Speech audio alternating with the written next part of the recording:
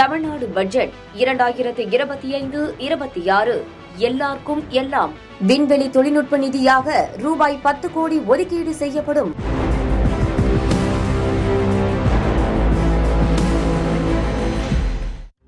இப்போ ஒவ்வொரு கட்சியினுடைய நகர்த்தலும் இன்னும் ஒரு வருடம் இருந்தாலும் அந்த 2026 தேர்தலை நோக்கி இருக்குமோ என்றுதான் நம்மளால பார்க்க தோணுது. இப்ப இந்த விஷயத்தை பார்க்கும் பொழுது பாரதிய ஜனதா கட்சி, அதிமுக இரண்டும் கூட்டணி குறித்து இன்னும் வெளியா அவங்க சொல்லல இருந்தாலும் ரெண்டு பேருடைய செயல்பாடுகளும் ஒன்றாகத்தான் இருக்கிறது. இப்ப இந்த பேரவையில் பார்க்கும் பொழுது பாரதிய ஜனதா கட்சி வெளிநடப்பு செய்திருக்கிறது, அதிமுக சபாநாயகருக்கு எதிராக தீர்மானம் கொண்டு வந்திருக்குது, அங்கேயும் ரெண்டு பேரும் சேர்ந்து செயல்படல. அதே போல டாஸ்மாக் விவகாரத்தை பார்க்கும் பொழுதும் பாரதிய ஜனதா கட்சி அதை எதிர்க்கிறது, அதிமுகவும் எதிர்க்கிறது. இப்ப ரெண்டு பேரும் அந்த இடத்திலும் கொள்கை ரீதியாக இல்லாட்டி இந்த விஷயத்துக்காவது இணைந்து செயல்படலாமே என்கின்ற ஒரு விஷயத்துக்கு கூட வரமாட்டேங்கிறாங்க. அப்ப இது திமுகவிற்கு பலத்தை தான் கொடுத்து கொண்டிருக்கிறதா? 100%.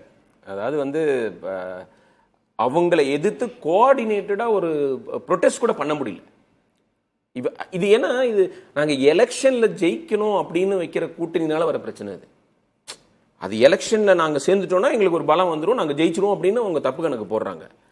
நீங்க மக்கள் பிரச்சனைகளுக்காக ஒன்றிணைந்து போராட முடியல உங்களால. அப்ப நீங்க என்ன, மக்கள் என்ன பார்ப்பாங்க, யோசிப்பாங்க, ஏதோ ஆப்ஷன்ஸ் யோசிச்சுக்கிட்டு இருக்காங்க. வேற கட்சியோட கூட்டணி போலாமா, இந்த பக்கம் போலாமா, அந்த பக்கம் போலாமான்னு அந்த தடுமாற்றம் உங்களுக்கு இருக்கிறதா அவங்க நிச்சயமா முடிவு பண்ணுவாங்க. ஏன்னா நீங்க ஹேஷ்டேக் போடுறீங்க 1000 கோடி ஊழல்னு. நான் இந்த இடியோடைய ஸ்டேட்மெண்ட் வந்த உடனே பெருசா ரியாக்ட் பண்ணது ஏஐடிஎம்கே. இப்ப பிஜேபி நீ போராட்டம் பண்ணும்போது நீங்க அதை பத்தி பேசவே முடியல, நீங்க அவங்களோட கை கோர்க்க முடியல. இன்ஃபேக்ட் பிஜேபி இன்னைக்கு பயங்கர கோபத்தில் இருக்கும். நம்ம செஞ்ச போராட்டத்துக்கு எந்த விதமான பப்ளிசிட்டியும் கிடைக்கல. இந்த தீர்மானம் விடுதலை சிறுத்தைகள் கூட வரவேற்கிறேன் அப்படின்னு சொல்லியிருக்கிறாங்க. பாரதிய ஜனதா கட்சியினுடைய அந்த போராட்டம் அரசியல் ரீதியாக இல்லை என்றால் நாங்கள் வரவேற்கிறோம் அப்படின்னு திருமாவளவன் சொல்லியிருக்கிறாரு. இருந்தாலும் அந்த அதிமுக தன்னுடைய வெளிப்பாடை வெளிப்படுத்தல.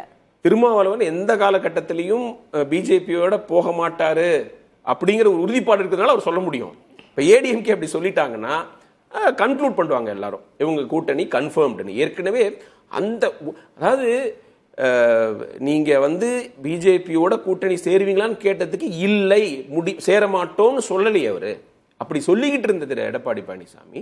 திமுகவை தோற்கடிக்கிறது மட்டுமே ஒரு 1 பாயிண்ட் அஜெண்டான்னு சொல்ற போதே எல்லாரும் முடிவு பண்ணிட்டாங்க 100% இவங்க 2026 சேருவாங்க. ஏன்னா மெகா கூட்டணின்னு சொன்னது எடப்பாடி பழனிசாமி. ஸோ அவர்கிட்ட தான் இந்த பொறுப்பு இருக்குது, இந்த மெகா கூட்டணியை கட்டமைக்கிறது.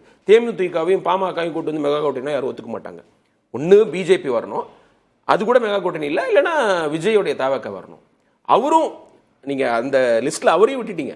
அவரும் இந்த இடி ரைடெல்லாம் கண்டிச்சு காட்டமான அறிக்கை விட்டுருக்காரு. அந்த அறிக்கையோடு தான் நிற்கிது. இப்போ அவருக்கு என்ன பிரச்சனைனா, எந்த விதமான பேச்சுவார்த்தையும் பிஜேபியோட இல்லாத பொழுது இப்பவே அவர் பிஜேபியோட பி டீம், சி டீம், அவருக்கு ஒய் பிரிவு வந்ததுக்கு காரணம் அவங்க எல்லாம் சொல்றாங்க. இதுக்கு ஆதரவா ஒரு 100% அது அவருக்கு பொலிட்டிக்கல் சூசைட் அறிக்கை விட முடியாது. ஸோ இதெல்லாம் தான் அட்வான்டேஜ். 3 பேர் திமுகவை பரம எதிரிகளாக சொல்லிட்டு இருக்காங்க. முக்கியமான கட்சிகள் ஏடிஎம்கே, அவங்க கட்சி தோற்றுவிக்கப்பட்டதே திமுக எதிர்ப்பில். அதுக்கப்புறம் விஜய், வேற எந்த கட்சியும் ஒரு பெயர் சொல்லி கிரிட்டிசைஸ் பண்றது இல்லை, திமுக தான் திமுக எதிர்ப்புன்னு சொல்லிட்டு இருக்காரு. பிஜேபி கேட்கவே வேணாம். அவங்களுக்கு திராவிட மாரியம் இன்னும் கொள்கை ரீதியாக அவங்க எதிர்க்கிறாங்க. இவங்க 2 பேரும் கொள்கை ரீதியாக பெருசாக எதிர்க்கல, அரசியல் ரீதியாக எதிர்க்கிறாங்க. எல்லா விதத்திலையும் எதிர்க்கிற கட்சி பிஜேபி. ஆனால் இவங்க 3 பேரும் ஒன்று சேர முடியாத நிலைமை அப்படி இருக்குது. அதுக்கு காரணம் பிஜேபி. ஏன்னா பிஜேபியோட சேர்ந்தால் நம்ம மற்ற மக்களுடைய ஆதரவை இழக்கக்கூடும் அப்படிங்கிற ஒரு பயம் எல்லா கட்சிக்கும் இருக்கு. ஏடிஎம்கே அந்த நோக்கத்தில் தான் நாங்கள் இனிமேல் அவுட்டும் கிடையாது, உறவும் கிடையாதுன்னு சொன்னாங்க. இப்போ மெகா கூட்டணி அமைக்கலைன்னா நம்ம திமுக தோக்கடிக்க முடியாது, மக்களுக்கு அந்த நம்பிக்கை வராதுங்கிற ஒரு டென்ஷன்ல ஒரு ஆப்ஷன்ஸ் ஓப்பன் ஆச்சு. நீங்க முதல்லயே சொன்னது போல இன்னும் ஒரு வருடம் இருக்கிறது, எந்த நேரம் வேண்டுமானாலும் கூட்டணி குறித்து என்ன வேண்டும் என்றாலும் நான் என்ன சொல்றேன்னா, பொங்கலி நீங்க எலெக்ஷன்ல ஜெயிக்கணுங்கிறதுக்கு மட்டுமே நீங்க குறிக்கோளா இருந்தா மக்கள் உங்களுக்கு ஓட்டு போட மாட்டாங்க. நீங்க உங்களுக்கு எல்லாரும் ஒரு ஒத்திசைவு இருக்கணும், மக்களுக்காக போராடணும், அந்த கோஆர்டினேஷன் ஒரு ஓவர் சர்டன் பீரியட் இருக்கணும். இது நீங்க ஃபாஸ்ட் ஃபுட் மாதிரி ஆர்டர் பண்ணி சாப்பிட்றது கிடையாது. எலெக்ஷன் அனௌன்ஸ் பண்ணிட்டாங்க, நம்மளாம் ஒன்று சேர்ந்துருவோம். ஒரு 4 வருஷமா சண்டை, பேச மாட்டோம், எந்த விதமான தொடர்பும் கிடையாது. இப்போ மட்டும் எனக்கு ஓட்டு போடணும்னு சொன்னா அது ரொம்ப நேச்சுரலா இருக்காதுங்கிறது அவங்க புரிஞ்சுக்கணும். பண்றதுதான் முடிவு பண்ணா முன்னே சொல்லுங்களேன். இப்போ என்ன உங்களுக்கு வேற என்ன ஆட்சியில இல்லை, நீங்க அவங்க எதிர்பார்க்கறாங்கன்னா மக்களுக்கு அட்லீஸ்ட் ஒரு கொஞ்சமாவது நம்பிக்கை வரும், ஒன்னா இருப்பாங்கன்னு. நீங்க எந்த பக்கம் போவீங்கன்னே தெரியாத போது அவங்க என்னதான் பண்ணுவாங்க? அட்வான்டேஜ் டிஎம்கே தான். மக்கள் விழித்துக் கொண்டார்கள் அப்படிங்கறது அரசியல்வாதிகள் புரிந்து. ஆமா அவேர்னஸ் அதிகமாயிடுச்சுல்ல. இப்போ மக்கள் கிட்ட இப்போ 24 hours நீங்க நியூஸ் கொடுத்துக்கிட்டு இருக்கீங்க.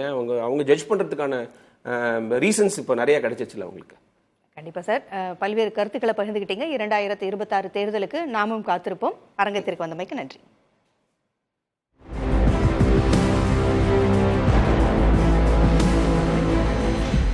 தமிழ்நாடு பட்ஜெட் 2025-26 எல்லாருக்கும் எல்லாம்.